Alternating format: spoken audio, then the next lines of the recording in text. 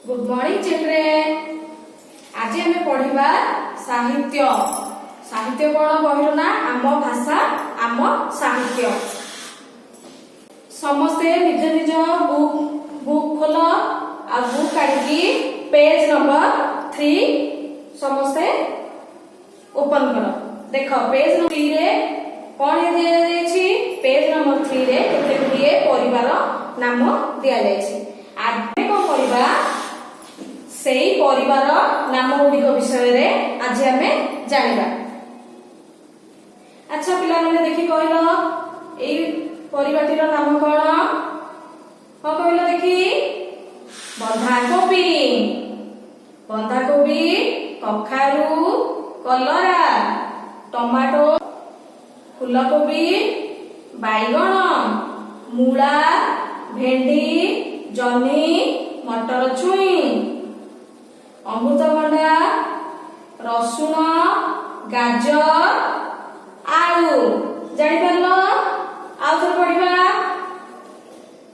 बंधाकोबी, कखारू, कलरा, टमाटो, फूलकोबी, बैगण, मूला, भेंडी, जनी, मटर छुई, अमृतभंडा, रसुण, गाजर, आलू। जानि पारलो समस्ते समस्ते एही परिबा गुड़िकर नाम जोर रे पढ़िबो एवं मन रखिबो।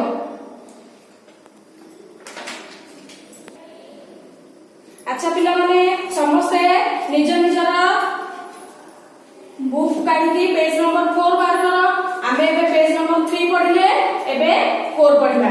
देखो समस्ते पेज नंबर 4 रे किछि गुडिए पशुक चित्र दिया जायछि, केते गुडिए पक्षीक चित्र दिया जायछि। आज आमे एही पशु एवं पक्षीक नाम जानिबा। देखो एडी केते गुडिए पशुक नाम देखि कहलो मते एडा कोन कहलो देखि पिला माने।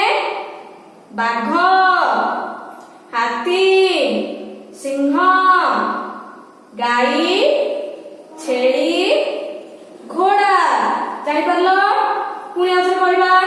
बाघ, हाथी, सिंह, गाई, छेली, घोड़ा।